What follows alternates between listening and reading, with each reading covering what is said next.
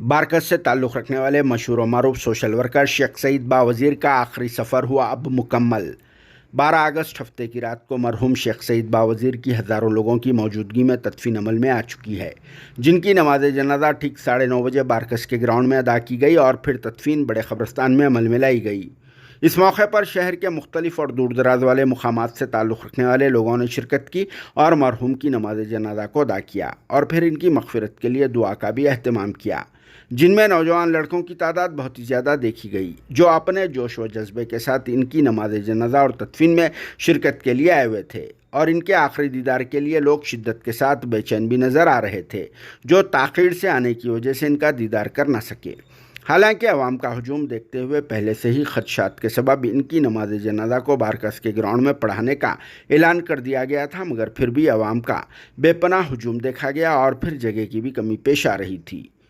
اور اسی وجہ سے چاروں طرف ٹریفک بھی جام ہو گئی تھی اور پھر ہر طرف انسانی سروں کا سمندر بھی نظر آ رہا تھا، جس کے سبب حالات کے پیش نظر سٹی پولیس کی طرف سے امکانی خدشات کی وجہ سے پولیس کا بھاری بندوبست کر دیا گیا تھا۔ خاص طور پر بارکس گراؤنڈ اور پھر قبرستان کے آس پاس کے علاوہ دوسرے اہم مقامات پر پولیس کی بھاری فورس کو بھی تعینات کر دیا گیا تھا، تاکہ کسی بھی طرح کا کوئی بھی ناخوشگوار واقعہ پیش نہ آئے، کیونکہ لوگ شیخ سعید باوزیر کے افسوسناک واقعے کو لے کر بہت ہی زیادہ غم و غصے میں نظر آ رہے تھے، جن کے جلوس جنازہ کو لے جاتے وقت لوگ بہت ہی شدت کے ساتھ نعرے تکبیر اللہ اکبر کے نعرے بھی دیتے ہوئے نظر آ رہے تھے، جن کے جنازے کو قبرستان تک پہنچانے میں بھی کافی وقت لگا، کیونکہ لوگوں کا ہجوم بہت ہی زیادہ تھا اور پھر ہر کوئی مرحوم شیخ سعید باوزیر کی میت کو کاندھا دینے کی کوشش بھی کر رہا تھا۔ جمعہ کی شام اور رات سے ہی لوگ ان کے جنازے اور تدفین میں شرکت کے لیے بے چین تھے، مگر ان کے ایک بھائی کے سعودی عرب سے آنے میں تاخیر ہو رہی تھی، اسی وجہ سے ان کی تدفین میں تاخیر کی گئی اور پھر ان کے بھائی بھی شیخ سعید باوزیر کا آخری دیدار کر لیا اور تدفین میں بھی شریک ہو گئے۔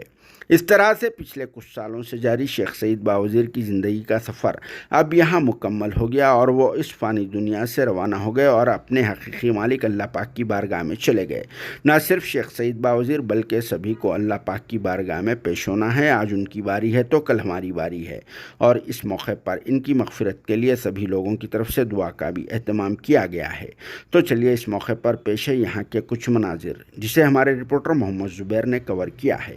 Bureau report RS news Hyderabad.